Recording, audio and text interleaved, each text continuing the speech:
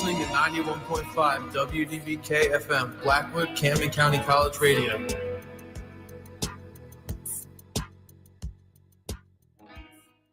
The following program does not represent the views of 91.5 WDBK-FM or Camden County College. The Sports Council, a sports debate show from the WDBK Sports Department where the debate rages on, hot takes, discussion, and more. Here is the WDBK Sports Council. And welcome to 91.5 WDBK for the Sports Council. Of course, we have quite a lot to talk about. First off, before we get into it, make sure to text into the show. If you want to be a part of the conversation, WDBK text line 856-345-9325. Once again, 856-345-9325. We're going to get right into it. And yes, we have the regular panels. Me, Vincent Fish, behind the mic for the host. Then we have along with Jared and Corey. And yes, we already know what happened last night. Philly sports went 0 for 3, a site that a lot of people enjoy. But hey, if people are hating, that means Philly's doing something right, finally. Nothing right at all. But hey, it's okay. It's okay. Every Philly team last night, all three that played, lost by a ratio of 2-1. Of course, in football, it's kind of impossible to lose 2-1. So we use the ratio method. But of course, Flyers lost 2-1, Phillies lost 2-1, and Eagles, there's your ratio comes in. But yes, we have two others on the panel. Of course, I know we're probably going to want to start with the football version of this disgrace that happened last night. Of course, the Eagles getting absolutely torched by their rival, the New York Giants, at the Turf Monster, probably the worst field in the NFL, MetLife Stadium, as were ACL injuries, hamstring injuries. They all have a home in that stadium. Yes, we saw some examples of that yesterday again. But yes, no excuses. Awful loss. And I want to get some reactions from, of course, people outside the Eagles fan base. I already know what the Eagles fan base thinks of it, but we'll start with you, Jared. Your reactions to last night's game as we move forward. Well, as I was stressing with the drama and with the Phillies for that game, I was having a hard time trying to enjoy my excitement for the Giants and Eagles game. No, I'm just kidding. Not excitement, but it goes back to last week when we came into Philly with our pass rush. I'm just with the Giants pass rush. I'm not saying like I expected this or the Giants to win necessarily, but this is how their defense is built, and they made it so, okay, now everyone is going to. Jalen, you're going to have to try and beat us. We can blame Patullo. We can blame AJ's effort. We can blame Jalen. We know where I stand on that. It's just you guys are on a really slippery slope right now, and I think the Giants, just like Denver, kind of circled this game and said, no, we're going to make sure that we can stack up with the best of the best here, and we're going to give you our best shot. Scatterboo and Jackson Dart did just that. Absolutely. And I think this is the first time that New York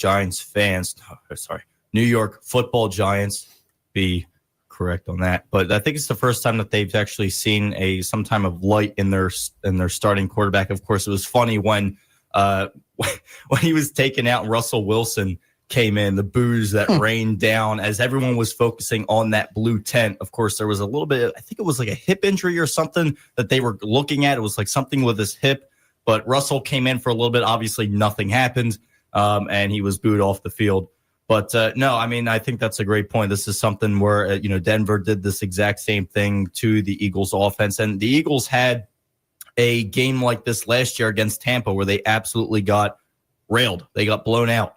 And this is something I do think they need. Now, I'm not going to go and jump back that the Eagles are heading completely down the road they were a couple seasons ago with Brian Johnson as our offensive coordinator. I don't want to go completely there yet, but certainly at this time, I think next game is the decider.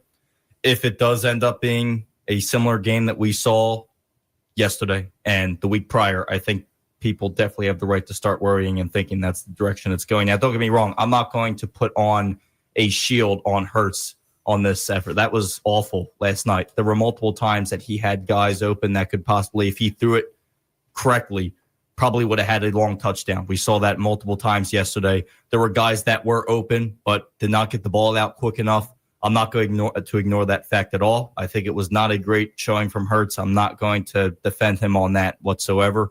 But not great showing at all. Offensive line's been hurt throughout these past 3 weeks. We've been having guys coming in and out. There hasn't really been a lot of chance for chemistry to really build up with games constantly having. I mean, we had Fred Johnson in. We've had Toth come in as well, fill in on the offensive line. So we've had constant backups kind of filling in. It's just the chemistry is all over. Jordan Mailata yesterday, one of our greatest O-linemen, wasn't a great game. His blocks were not great at all. It was something where he was letting up constantly. And, I mean, yeah, overall, not great. Corey, your thoughts? Philly, I want to sleep happy. A happy hater, fell asleep. The Phillies lost. I got to experience that. The Eagles lost. That was definitely the icing on the cake before I sat down and played 2K. But Jalen Hurts, he proves why he's not a top 10 quarterback, in my opinion. Y'all started the game off so strong. I thought y'all were just going to run every play of that first drive and go down the field and score a touchdown. Y'all handed the ball off to Saquon Barkley 2 times. I think the first game was for 17, and then the next one was for like 11 or 15 yards, and then he got taken out. Then he didn't come back in the rest of the drive, and it was just like nothing transpired for y'all. And Jalen Hurts did have a lot of time back there in the pocket, even though the Giants' pressure is like that. He only was sacked 3 times, but he had a lot of time to. People just weren't open, or he just didn't throw the ball. I don't know what he was seeing or thinking back there, but it sucked that y'all didn't have Jalen Carter. It was announced like an hour before the game that he was out. Yeah, that sucked. Your only form of pass rush. Yeah.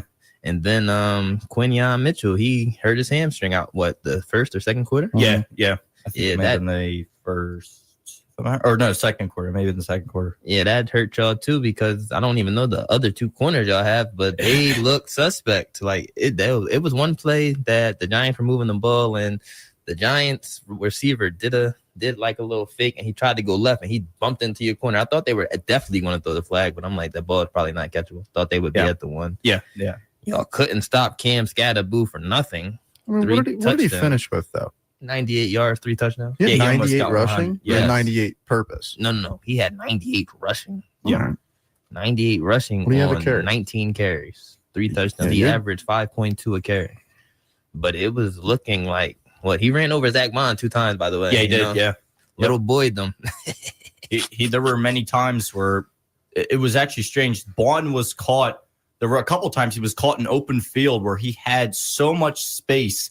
And I mean, it's so hard for a linebacker to, in that type of scenario. I mean, there were many times it was just like the lines opened up and it was Bond, and then it was just the amount of space. There was at least like 5 or 6 yards in between. I'm just like, It was the name of his game last year, Mr. All-Pro. That's what I'm saying. It was. He looked scared out there yesterday. Yeah, they were. I mean, the defense was lost. I'll definitely say that the pass rush was lost. Couldn't stop the run, and of course, you had Adoree Jackson and Kelee Ringo back there. Back there. That looked like they were just brought up to a high school level football. I mean, it was just.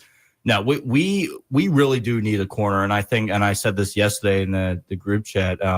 Isaiah Rodgers, Howie Roseman letting Isaiah Rodgers walk killed us. It was probably the dumbest move that he made in this offseason. Now, don't get me wrong. I'm not saying Isaiah Rodgers was like the greatest corner the Eagles ever had. I'm not saying that out there, but he was something. And what we see from Adoree Jackson and Kelee Ringo, these guys got killed by second stringers in the preseason. They were getting cooked in the preseason. Adoree Jackson, Kelee Ringo, I'm not going to say one got cooked more than the other because they both were just god-awful. And if this is what you have to fall back on, I mean, there's your example. We saw it yesterday. And, of course, then you had some rookie mistakes from Makuba. I mean, I understand, they were rookie mistakes. He got caught covering the wrong guy in a couple situations. But, again, it's a rookie mistake, and that was pretty much all you really had. That was your secondary, Makuba and then DeJean. And there you go. And then Blankenship, he actually got injured for a little bit. He was able to come back in, but that was it. Your safeties, and yeah. The silver lining I see, and I am trying to play devil's advocate because I know Corey's just going to jump at the bit to dunk on you guys. And I would love to bring up the Denver-Philly game. But that, like Nick said, that was a week ago. that happened. That came and went. We can talk about it. The silver, no. The silver lining. We could talk about it. Sure, we will. Maybe the silver lining that I see is last year you were in the exact same scenario. Yep. And you got absolutely butt raced by Tampa Bay. Mhm. You got what 33-16. Yeah, it was something very 36-16. similar to what just happened last night. And good teams, good organizations take these kinds of losses and then they run a mile with them. And then you do what you did last year and you went 2.5 months and you didn't lose a game. This is, like Saquon said, this is either going to do two things for you. You guys are going to have a really long conversation and a long look at yourselves in the mirror. And this is going to starting to turn into something that you can actually build off of. We don't want to have this feeling again. Or this is the beginning of a Super Bowl hangover that this was my worry with Hughes coming into this season, was how young the secondary was, the lack of pass rush, Zach Bond having to prove it to do it again. Vic Fangio is a great play caller on defense, but I just all around your defense, and last night showed, Bo Nix in the fourth quarter showed, your defense just isn't, you guys are getting out-bullied, and that hasn't happened in a long time. Your offensive line is getting punched in the mouth, and you guys really just, I think it's a humble slice of pie is what you guys just got. So now it's, all right, buck up or shut up. Yeah, well, that's why I said, I mean, this is something where in week 7, this week 7 game is probably the biggest game in the Eagles organization I've seen since last year's rebound. And it's something where, coming up, you're going up against another team that you should win against. Again, the Eagles' history in Minnesota, which is their next opponent, isn't the greatest thing in the world. Now, they did win the Super Bowl there, but not against Minnesota, right? AJ might be back. Is this in Philly? No, Minnesota. No. Usually they do always play Carson them. was coming back. Oh, Imagine that would be so funny. He had a couple chances to play at the link, but unfortunately he was always hurt. When he was with the Commanders, he was hurt when he came back, so he didn't play. But no, this is going to be something where this game against Minnesota, a team that has been willing to kind of stick around with its opponents throughout the season, and I say kind of, and I use that word in a big way, but it's going to be a big test. This is it. I mean, you either, 1, run them over, 2, torched by them, or 3, you just win the game. That's the 3 scenarios that I can see. And when I mean you just squeak by. I'd rather not see that, but I mean, this is a must win for the Eagles. I get your 4-2, but at this point in time, I mean, it's just, you're in one of those scenarios where it's like, where's your momentum at? And of course, you have guys like KJ Brown who won't stop getting in the media. He was interviewed after the game yesterday. And of course, there was what's it called, circulating on social media of that Hurts, Barkley, and Brown. I'm not quite sure if Smith was supposedly in there. They all had a talk. Just them 3. Yeah, it was just them 3. Okay. They all had a talk and whatnot. Then, of course, the media called up with him after the game, and he said, nope, I don't remember that. I don't remember that. I was not. So this whole situation with Brown, he's pissing me off, number one. It's something that when always getting into, I have to be in the media, I'm just going to be a prima donna, I'm going to say whatever it takes to get. I mean, he takes his frustration to social media, and it was to the point where Travis Kelce, out of all people, literally spoke back to him on X and said, this was back when, of course, they were winning at the time, because remember the one game they did win, but Brown didn't get a lot of didn't get a lot of receptions, but they won the game, but he was still angry. That was after, pretty sure, the Rams game when that came out. If I'm not wrong, I may be wrong on that, but he came out with that complaining. That's actually when, again, of all people, Travis Kelce said, if I don't have, it was something like, if I don't have a great game, I'll be angry at myself, but I'm not going to let that frustration go out so that all the fans see it, now, of course, he's a guy on the sideline that's known for showing his frustration, but he's like, I'm not going to go to social media afterwards and, act like a crybaby about it in terms of expressing, yeah, we won the game, but we don't use me. I'm your best guy. I'm this, I'm that. So what the energy Brown is giving off right now, I don't like. Isn't this the same guy who just like screams at his head coach and bumps into him on the sideline? That's what I'm saying. Like new Travis Kelce. But Travis Kelce this same year, like this year? Didn't he do that against San Francisco? Oh, he did this year too, right? This year. Yeah. And Andy Reid did yell back at him. Well, okay. Yeah. All receivers, even the tight ends, are drama. They're drama queen. They're all divas. But the whole what Travis is genuinely getting at is to keep it in house. Yeah. There's no reason why you should immediately at the end of the game you should be being asked about a potential meeting, and you go, oh, what meeting? Like, Yeah. if you're just trying to be funny, if it's a play on words, whatever it is, it's the fact that it shouldn't have happened. You could have brushed it off and could have said, "Oh, it's going to be a longer meeting next time," or whatever the case may be. But it's not a good look for AJ Brown. It's making it proving to be toxic for the team. Yeah. Look at what just Look what happened night. against the Denver. That game was an absolute perfect example of it. They tried forcing it to him more than 3 times, but there was a point where it was 3 consecutive times, and there was a specific play where it was almost picked off. Hurts tried to squeeze this ball in a double covered situation. It was ridiculous, and it was something where this Eagles offense, it's already not great for its confusing plays, as I should say. It doesn't really confuse opposing teams' defenses. It's very, very simple. There's not a lot of motion plays. I mean, the RPOs, which he tried doing a lot last week, it's just like when he finds something, especially our offensive coordinator, when he finds something, that's how the game's going to go. Offensive coordinator, a lot of people forget, doesn't necessarily call that specific play in that specific moment. He's calling a play in that moment to set up down the line, to set up the future of the game. So that way, the play that is so-called called at this exact moment, what's it going to set up down the line? What's it going to set up by the time the third quarter comes? He doesn't necessarily think ahead. And this is that situation when drama like this arises. Well, you already kind of know how the next game is going to go. When Brown was extremely angry after that Rams game, what happened in the Denver game? They were trying to, you could see every little bit. They were trying like, oh, this is going to be thrown to AJ Brown. No question about it. And then it got to the point where they were forcing it to him. So it creates unnecessary pressure on a first-year coordinator. So we already have that. That's the last thing you want to do. We're going to create unnecessary pressure on a guy who is showing his inexperience at the OC position.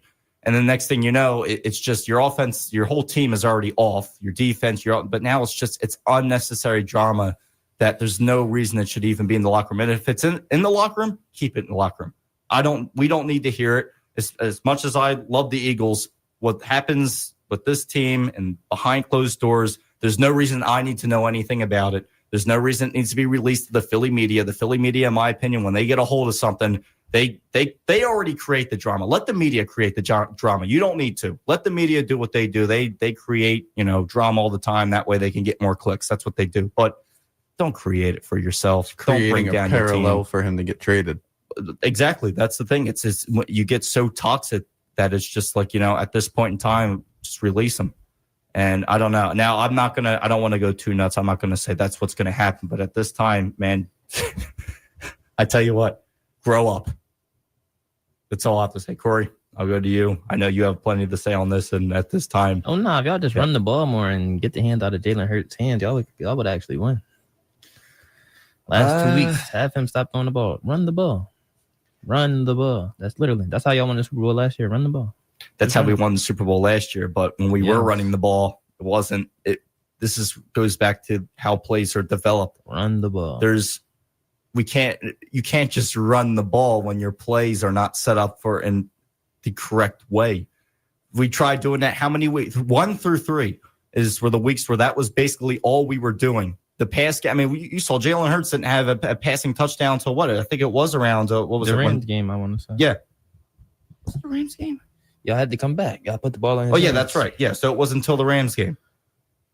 But besides that, they tried running the ball, but absolutely run it, but don't. It's the same exact thing every single time. There's no motion. There's no movement of the QB. But there wasn't a lot last year. You didn't have a lot of movement last year. And realistically, what Corey is saying, it's when you end the game with Saquon having 14 attempts, when last year we were looking at 23 going into the end of the third quarter. Your offense, it almost, and I'm really not trying to say it like, to be that guy right now, but it's almost like you guys aren't playing with any fire. You guys aren't playing with any passion. That the AJ Brown, all of the media, all of the offense has kind of overcompensated everything with this offense, and almost like the same thing with like the yippies in baseball. And it's like, oh, I'm trying so hard to hit the ball, right. Like a running back with a fumble. I'm going to hold on to it. And then he fumbles the ball. You guys are trying so hard to be something that you're not, when you already proved to everyone in the first 3 weeks of the season, this is who we are and we don't care.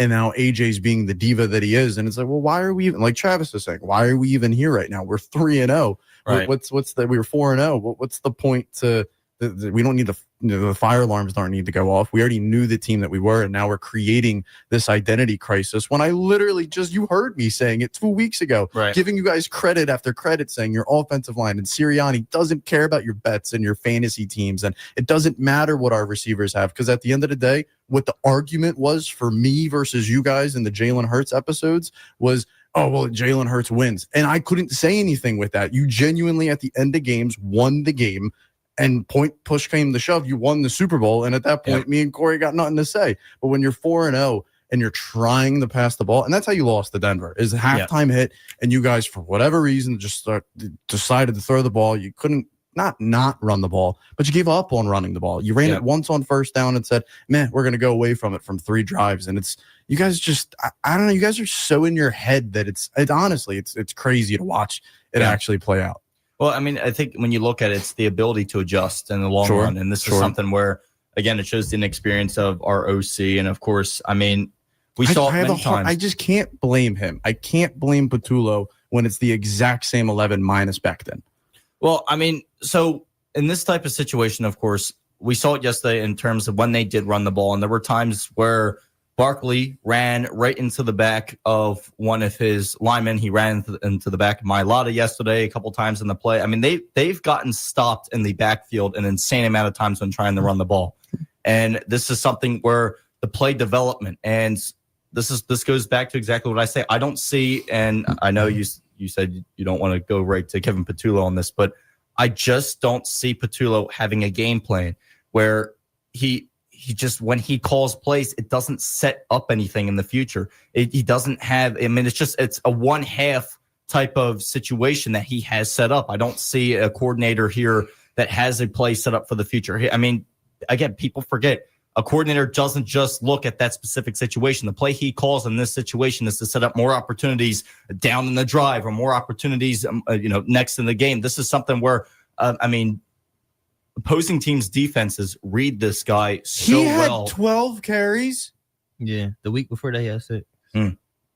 Well, that was the thing. His first 2 carries added up to 30 yards, and they took him out. God. Then they tried to start passing the ball. The running game works. Run. Y'all like me and Madden. The running game works if I want to pass.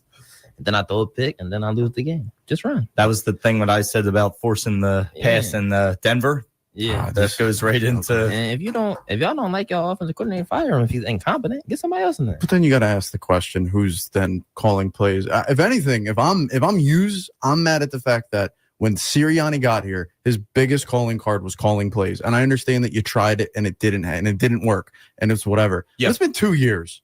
I think you got to give Buster another shot to call plays. Like, he's the head coach. What is he doing on the sideline? This was the confusion that came up in 2 years ago. The one where the Eagles just died at the end of the season. They went 11-6, and they were undefeated at a specific time in the beginning of the season, right? But this was something where, with that whole Brian Johnson situation, there was something fishy going on there, where it was he actually the ones calling the play? Everyone was going after Brian Johnson. People were saying he sucks as an offense coordinator, blah, blah, blah. But when I was really looking at it more, I'm like, was he actually the one calling the plays? Was this something where I think Sirianni took it over multiple times during that season? It was just a very weird, it was kind of like the government. There's stuff going on behind the scenes. That's how the Eagles were. There was stuff going on like that with Lurie, with Roseman. It was just like the power that year in terms of who it was with was just weird. It was strange. And right now I see that possible situation, because again, that Rams game, that second half, that was the same question that popped up.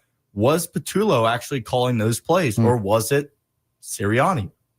So it was just, it's a very weird situation where it's nothing's together. It's just all over the place. How this team is very. You know how I know it's actually like bad, and I'm not trying to just dunk on you guys. Yeah. How I know it's genuinely bad is you were on. It was 2nd and goal in the first quarter when that little shimmy pay to Dallas Goedert. What is that? What was that? I mean. Wasn't the first time that happened. I know, I understand that, but we saw a couple more times. That touchdown? That was the ugliest formation I think I've ever seen on a 5-man. They had 3 receivers to the right on the goal line. on the goal line, we had 3 of our receivers set up to the right side. In the quarter, he did a softball pitch. I don't know. We saw that happened in the what was it in the. I think it happened against Denver where there was a quick. Or no. You're Sorry. seeing Sorry, why sorry. I don't like your quarterback. It was against Tampa. There was a couple times it was the quickest flip I ever saw, and I think it was the Goddard as well that time. It was, I think, a similar play, but no, I'm not quite sure. It was. I think you guys are really. I think it's, and it could be too early. And obviously, like Saquon said, this is like you were saying. This is going to go one or two ways. This was either a great reality call, and now you guys are going to start having something underneath you, and now you have something to prove, or this is the reality. So this is going to be really interesting. Week to see 7 how you guys, is the decision for the season, in my Sure. opinion. So we'll see what happens. Of course, there's more football to talk about. Not just the Eagles. We have this upcoming week, right? We still have a whole week of Week 6. We still have a whole slate, I should say, of Week 6 coming up. We're going to get to that in a matter of moments here on 91.5 WDBK. Again, remember, we have a text line, 856-345-9325. Once again, 856-345-9325. Or you can text into the show if you want to be a part of the conversation. There's a lot to talk about, and we just covered the big portion. We got more coming up next. Did you know that Camden County College has a dental hygiene clinic? Located at Halpern Hall Suite 107 on the Blackwood campus, the clinic is here to put a sparkle in your smile, with hours being 9 a.m. to noon, 1 to 4 p.m. on Mondays and Wednesdays, and 12:30 to 3:30 p.m. on Thursdays with no morning hours. Remember, these services are offered by appointments only. You can contact the clinic by phone at 856-374-4930. Once again, 856-374-4930 for a smile of a lifetime.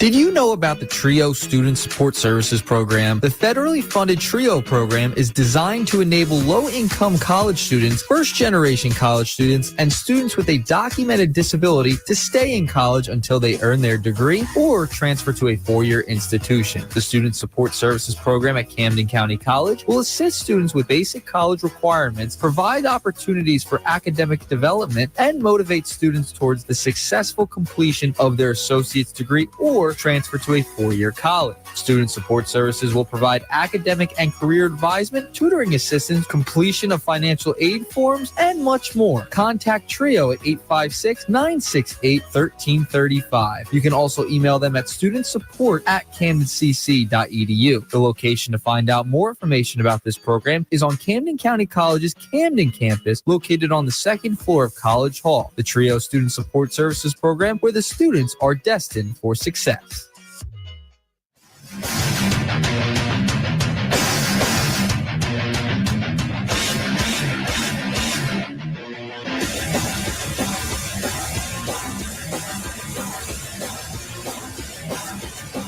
And welcome back to 91.5 WDBK for the Sports Council.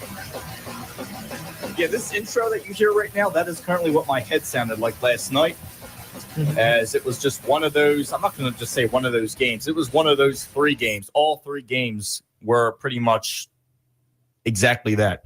I'd rather just put my earbuds in. I don't listen to that type of music, but I would have been blasting something in my ears. But yeah, we already did a full segment, of course, on the Eagles and whatnot, right? But we got more football to get into. We still got the rest of Week 6 coming up, of course. Can't believe it's Week 6 already, but hey, it is what it is. And, of course, I'll start off with the Broncos because we do have a Denver man in here, right? You guys are going up against, yes, the Jets, and you will be at Turf Monster. You'll be at MetLife Stadium against the only winless team in the league. We're in London. Oh, that's right. Yeah. That's right. Yeah, you won't. So you lucky son of a. You don't have to see the Turf Monster. I forgot about that. You're in London. It's the 9:30 a.m. game, so you got to be up early. It makes you feel Sunday. better that next week we're in New York. We play the Giants. Well, We go Jets Giants back to back. We get away from MetLife and then they suck us back in. They're like, nah, just kidding.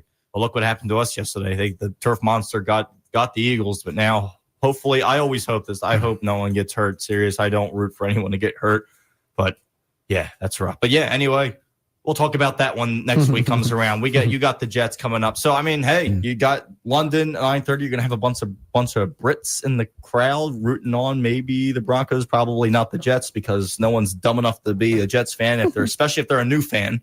So, which I'm sure there'll be quite a lot of them if you'll be in London. But yeah, what are your thoughts? I mean, coming in against a winless team, Bo Nix should be able to take care of it. I mean, there's argument to be made that we could be undefeated right now, but that's another conversation for another day. You want to be a champ, you got to beat the champs. That's exactly what we did a week ago. So now it's building block time. Now it's one win after another. You got to start building confidence. You got to start building W's. Expectations one thing, but now we're here. We took care of y'all in Philly. We can have that debate for the next couple of years. But ultimately, my biggest worry, and I'm not the majority of Bronco fan that is terrified of Sean Payton. No, he's still a fine coach. I'm not worried about his play calling. And no, I don't think Bo Nix sucks. You're crazy if you didn't watch the fourth quarter of the Eagle game. I just need to see these receivers actually get open. I need to see Sean Payton not just with the vanilla wide receiver screen on 3rd and long. I want almost the same thing with the Bengals, right? I need to see this needs to be a comfortable win, right? We're one of those teams now we're in the limelight. So now it's the wins that you have to get, the wins you should get, or the wins you absolutely need to come through with. I don't know what else. I mean, expectation. They're 0-5. If we lose this game, I mean, you want to talk about taking 5 steps back after taking 10 steps forward. Jeez, I mean, that would be such a gut punch. I don't think that's where we're at. I think this defense is ridiculously dialed in.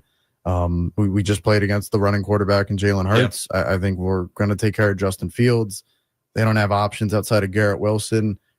Honestly, and not, cocky saying it, I think we can, 14 win by 14. Well, I mean, you have guys back Jets, there, dude. There is. I mean, you one of your linebackers, of course. We all know Alex Singleton, who's been absolutely... Get him off my team now. Now. Never want to see 49 with long hair and orange ever again. But he's such a nice guy. Oh, yeah, no, he's great. He's phenomenal. He let Saquon get that touchdown. He tipped his cap to Philly. He said, see, I told you I'd be back. But he's such a nice guy. God, I hate him so much. He leads and tackles with your team, believe it or not. Yeah, leads us in tackles 5 yards down the field. I don't... He plays with quicksand. It's as if he runs out and he gets 2 Home Depot buckets and pours quicksand in it, and then he goes on the field and then he runs around with that. Granted, brother's coming back from a torn ACL. He's 31 years old. He did his thing. He had a great career. Good career, not great career, decent career. Decent. So I don't know. I really just with the Jets. I don't want to. Don't play with your food here. You handle business. Go into London. Let me have a nice 9:00 morning, and then Emily's making me go pick pumpkins. So if we lose, we're not picking pumpkins. No pumpkins. No pumpkin pie. No pumpkin pie. No. So you're being made to do this. Have to. You have to have do no this. choice. But if they lose, then she has no choice. Then she Yeah, that's she has just no making sure. I'm like, can't Then we cry. win. No, not yet. Not yet. Not yet. We're hearing all types of things on the sports That's council. funny. Holy, all right. But yeah, so New York, of course, this is something going to be interesting to see. I mean, if you want to talk about their most, I guess, their threatening area of offense, maybe Hall is for the sure. running back. I say that's probably your most threatening piece of it. And of course, I mean, Denver's defensive line, especially, I think, is something that can match that. I mean, here's a situation where I think you shut him down. Mm-hmm.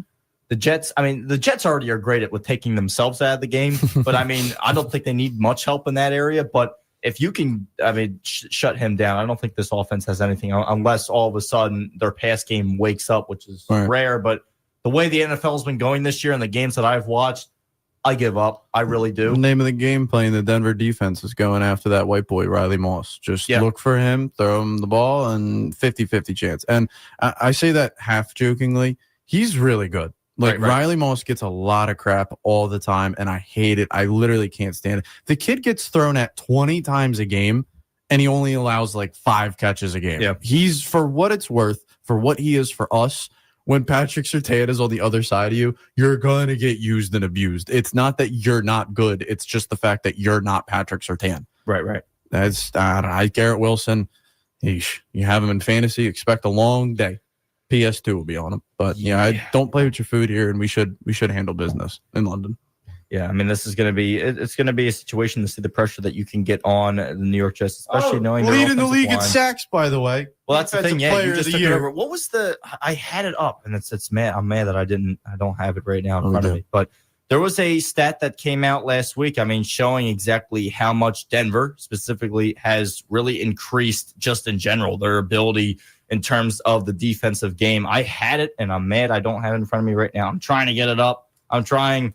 I know we're first in sacks Here we go. and pressures right now. So you guys have 15 sacks, 104 pressures with a 46.8% pressure rate. 104? Mm. Oh, my God. That's exactly what I had. I had that up for when I did my Eagles chat last week. I had to mention that because that is something that, is pretty dang impressive. Good God. I mean, I'll give it. I don't like talking about opposing teams in a great way, but if you accomplish that, and this is something where, I'm not reading it wrong. 104. That's crazy. This is something that We're in your face every play. Even with a 46.8% pressure rate. I mean, well, that goes into the percentage point of view, obviously, right? Same thing. That's literally every other play we're in your quarterback's face. And we saw incredible. it. The Eagles saw it 100%. And I mean, I know this is something where knowing how the Jets have gone, I really, if you can't get in Fields' face, I don't know what at the end of the day. Sorry, Justin, you're just in the way. You must move.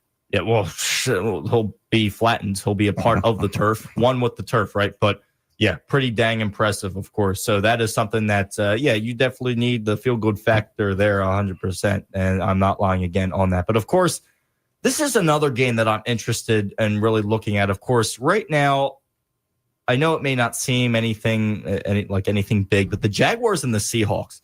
Now, I know, again, that matchup may be, why are you so interested in that? Well, the reason is I'm more interested in that game just because of the Jaguars and what they've been able to accomplish. I mean, I watched that Chiefs game. I was talking to Corey when we were watching that, and oh my God.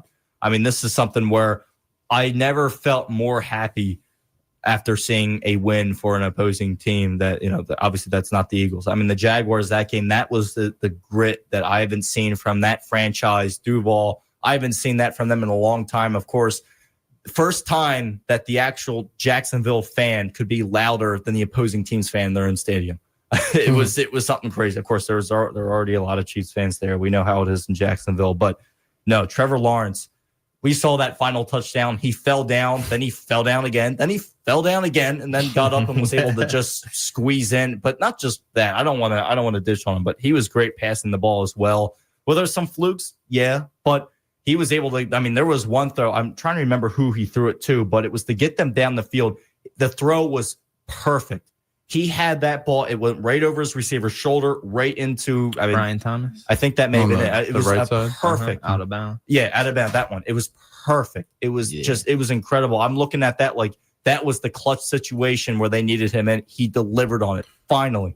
That's honest. And I literally just got this thought the second you just started talking about Jacksonville. Right. That is the difference. Look at A.J. Brown and Brian Thomas. Mhm. That is the difference between two receivers who get it and between a receiver who gets it and a receiver who doesn't. Yep. Jacksonville's what, 5-1? Yes, Lost one game in the what's it? Cincinnati. 4-1.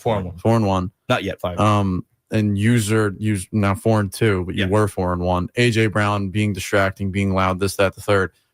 We all are mad at Brian Thomas in fantasy football, but what does he come out and said? Oh, we're going to get after it. Only a matter of time. We have 4 wins when he was asked. He was like, "Why am I mad?" Yeah. So sorry, that was just a little. It's a team. It's a team sport, and this is something Absolutely. where if you're not getting the touches or the receptions, you still are there for your mates. You're there for your teammates, right? And this is something where every sport you play, you're taught from a very young level. Your coaches teach you this. If your coach is a real coach, he'll teach you that. But yeah, I don't know.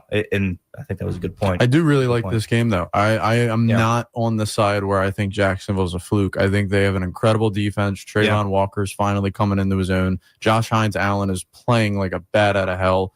They have good corner. They just traded Tyson Campbell for Greg Newsome. That scratches my head. Not really 1,000% sure about that. But last week was the Travis Hunter game. You saw him on offense. You saw him on defense. He looked really good in coverage versus Worthy.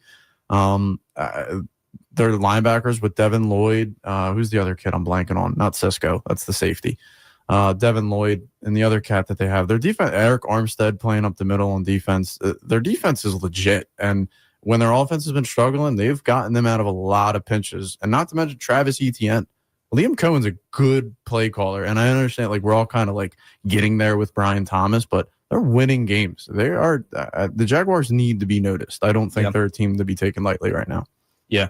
I mean, we have quite a lot of we have another game that's a kind of a similar situation. Of course, people thinking Jacksonville could possibly be a fluke. Well, here's another one: the Indianapolis Colts. The way that they have started the season. Now, of course, they're home in Indianapolis to go up against the Arizona Cardinals.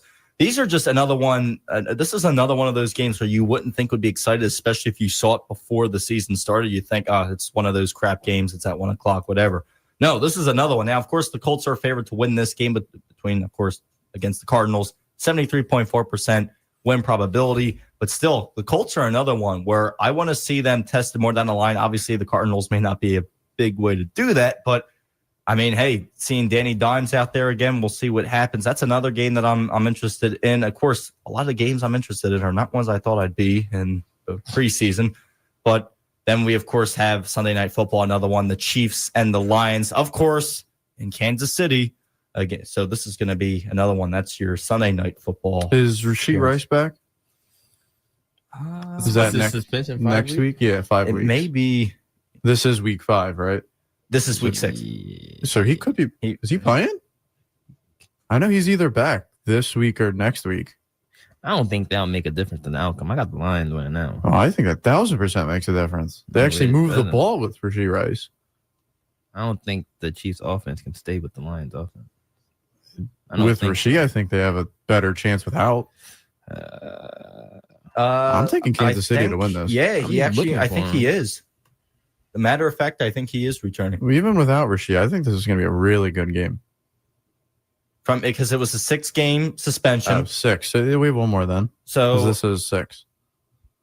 Yeah, that's right. Okay. So then he's coming back next week. One more week versus the Raiders. Yeah. So this is we'll see exactly what transpires. Wait, you have the Chiefs winning even without him?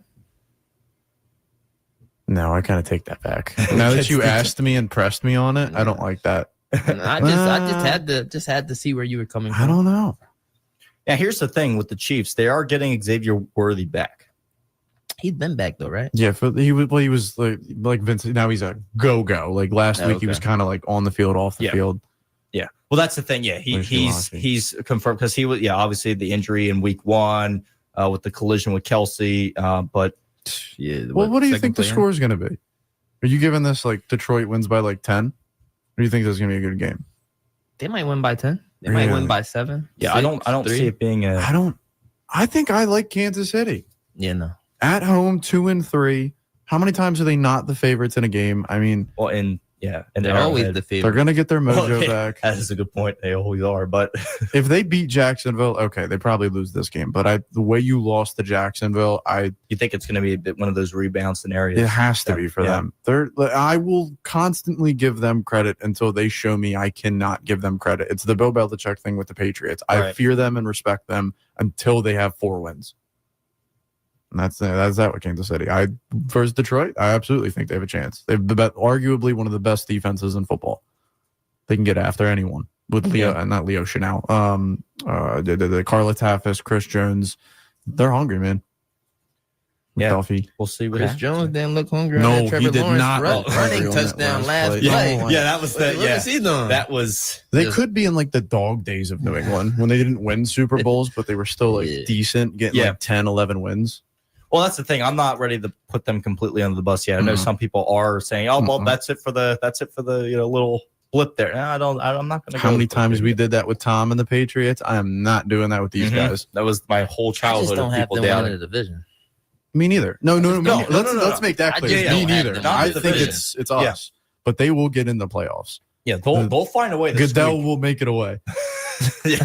Hey, 8 teams make the playoffs now. Kansas City, here you go. They slipped something under the table for me, but no, we'll be ready.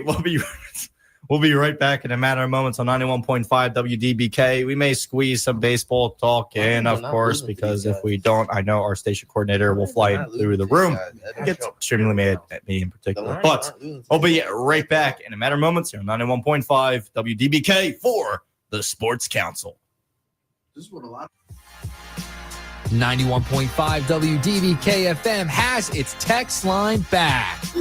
You can text in to our student shows at 856-345-WDBK or being 856-345-9325. Join our conversation, and if you have a request, let us know. That's once again, 856-345-9325. Are you ready to transfer or beginning your transfer research? Then join Transfer Services for a transfer fair at the Camden City campus on Wednesday, October 22nd, 2025 from 10:30 a.m. to 1:30 p.m. Over 20 representatives from four-year institutions will be available to meet with students to discuss the transfer process, scholarships, majors, and student life in the CTC building. Come on.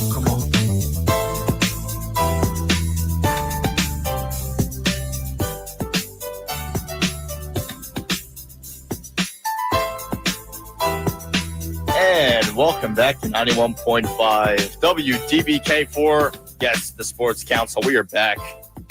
A little more of a groove. Boston to Philly. I Beat can't help champs. it. I can't help it. All the dreams. If you're watching the stream, you can see the moves that we are pulling off. It may scare some people, younger audiences don't watch. You may be scared by the dances. It's okay. We're still living. We're still vibing. Well, trying to, even though I had a headache from 3 teams losing last night. But it's okay. Now, of course, we'll be able to finalize this small segment with some baseball talk, of course. Dodgers moving on in the NLD, well, from the NLDS, I should say. Phillies fall up short. Of course, that final game was played in L.A. Of course, I know that the L.A. on the hat stands for limited attendance. Couldn't even fill up half of their stadium by 3. But it's okay. And I know most Dodgers fans still can't come to the fact that their team is a baseball team and not a hat company. Yes, folks, that the LA is actually stands for the Dodgers. I know most fans don't know that, but it's okay. But yes, they were able to move on. Of course, it finished off with an error by Kirkering, who had the ball hit right at his feet. Would have been a routine play. Threw it to first base. Would have got the out. No, we can't do that. We have to figure out where the baseball is. And yes, it was right in front of his face, but couldn't come up with it. Of course, Dodgers win that one. A series filled with errors and mishaps for the Phillies. Dodgers were just hanging around. There were no blowouts necessarily. The Phillies had the closest to a blowout in Game 3 with that 8-2 win. But That's a blowout. I mean, I would say in baseball terms, baseball, we've seen some really strange things like 18-2 or 12-2, things like that. But yeah, it was an interesting series. Of course, both starting hitters, your top of the lineup hitters, were not really noticeable in this whole entire series. Top 3. Yeah, top 3 especially. You look at the Dodgers, Ohtani was not really a factor at all. Only had one hit the entire series, struck out 9 times. And for the Phillies, Betts for the Dodgers wasn't a factor really at all too much.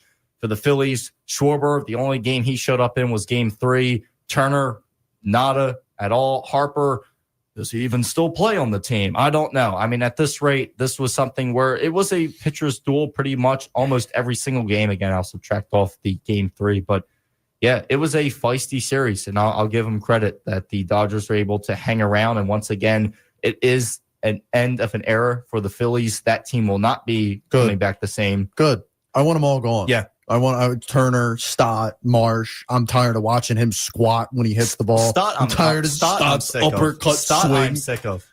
He is one that since the beginning of the season, I know our radio station coordinator really doesn't like when I say this. I talk bad about Stott. I can't stand him. I think terrible. He is always at the plate, cannot come up in clutch situations. The guy can't hit in clutch situations. Has he had some good hits this year? And there were times where he had some good hitting streaks? Yes. But the guy slices. I've never seen a guy slice a pitch like he does. I mean, the swing. Can I once see a flat swing from the guy, please? Honestly, the play that lives rent free in my head. What was it? Maybe 7th inning when you tied it up and made it 1-1. When we walked Ohtani, when they had on second and on third, and we decided to walk Ohtani with 2 outs, and he hasn't done anything. I don't care that it's Shohei Ohtani. Go at his throat. They figured him out with that. You want to know why they got to Ohtani? It was that changeup, the inside changeup. Ohtani couldn't hit it. Let's walk him. He hasn't done anything. I know. That's what I'm saying. The management in this situation, and I don't care what happens. Rod Thompson's taken him to the postseason every time for every season, right? His managing ability in clutch situations. What we saw it with the bunt, we saw it in Game 1 with that situation. What was that? Of course, there are multiple other times where just the little nuances that at this point add up, and they're just unexcusable. Robertson, putting Robertson in Game 1 and from the bullpen, it's just how he. Nick said, "Why isn't Ranger in the first 2 games? But now you're down 0-2. Yeah, now you put. He's Ranger got. in. I think his. I'm trying to remember his ERA in the postseason is incredible, but will not put him in. Who? Ranger. Yeah, it's great ERA. Why? But will not put it. So this is something they got lucky with Luzardo twice. Yeah, they did. They got lucky with him the second time. They did. I know. And this is something where, I just think I can't blame Kirkering. I can't stand the people who wear the P on the hat that genuinely look at me in the face and they go, Kirkering is how we lost that game. The fact that we were even in that situation and we have who we have with the money that we have on the batters and we had 1 run in a must-win game. Yeah. It's 5 years of insanity. Your pitching was not the problem. We're insanity. We've done the same thing over and over and over and over again and put a little Band-Aid on a sinking ship and thinking that's going to get us to the next point. I understand Harper's Harper and Turner's Turner and Schwarber, but they all sucked, and they are absolutely 1,000% the bulk of the blame, if not at least 90% of it. Your top guys went, I think, 1 for 11 in Game 1. It was over 5 last night. Last night it was even worse. So this is something in that scenario. I hate Bryce Harper. By the way, I just want to make that from now on, when I'm on this radio, I hate Bryce Harper. I hate him. I can't stand him. I'm a top hater of Castellanos. It's just stupid rivalry cleats and his hair and his beard and his face. It's everything about him. I can't believe you on that one. I can't. We have a lot of now he's taking out on the equipment. Look at this. If you're watching the stream, you'll see the range. But no, this is it is. It's we have a lot of guys, quote stars that don't show up every single year. Of course, we've seen it back and constantly where not just one guy goes into a slump, but they all go into a slump. It's crazy. And then next thing you know, they don't come out of that slump. And of course, we saw it with Schwarber. Was not hitting at all. Now, of course, in Game 3, he was able to put some hits together. But there are a bunch of girls with their periods syncing up. Now they all can't get out of the same jam at the same time. Get them all gone. I want them all out of here. Dabrowski gone, skedaddled. We'll see what happens. That was a good analogy. We suck. We don't deserve to win that, and I'm happy that we didn't. Honestly, I'm happy that it's over. Yeah, because we would have came back to Philly, did that, and lost. Oh, yeah, no, absolutely not. See you next year. Yep. You're gonna say anything? You're gonna be happy. I'm waiting for you to just jab in there. Y'all were so mad at your team for losing. I was just smiling, listening to this. I'm happy my team moved on and we won. We'll be advancing. Hey, this was it. Whoever won this was winning it all. You guys are going to win it. So. Thank you. Yeah. It will help my future. It will help my future. What is it, educational too? Nah, future bet. My future bet. Lie. That's right. Dodgers. That's right. Yeah. Miss Zach Wheeler. Need him. Zach Wheeler. Well, but again, the pitching was not blaming them. Yeah, not blaming them. I'm just hitting was our problem, of course, and every time we had even a pinch hitter, our pinch hitter couldn't do anything either. So that's crazy how we can say that out loud. Hitting was our problem. Yeah. And you have guys like Schwarber, Harper, Castellanos, who used to be a hard hitter at times. This is it. Castellanos, you can just maybe I could throw the ball in his general direction. It could be behind him. He'd swing at it. So Stott plays for the River Sharks. I never want to see him. Isn't an MO. I'm sorry. I can't stand him. No. Do they still exist? Stott's talent doesn't exist either, so that's another one. All right, we're not going to be right back. That's it for the Sports Council here on 91.5 WDBK. It was a fun one, but yeah, we'll see how the rest of the week plans out. We'll see how the MLB playoffs plays out, of course, with week 6 of the NFL as well. That's all on 91.5 WDBK. Of course, behind the mic hosting Vincent Foge, Jarrett George, Corey Avery. Any final things? I just like it's just so much, man. Like, God bless Bo Nix. That's all I got. That's it. I guess you know what? We'll finish off on that. Have a good one, folks. Live from the WDBK studios in Blackwood, this is 91.5 WDBK-FM.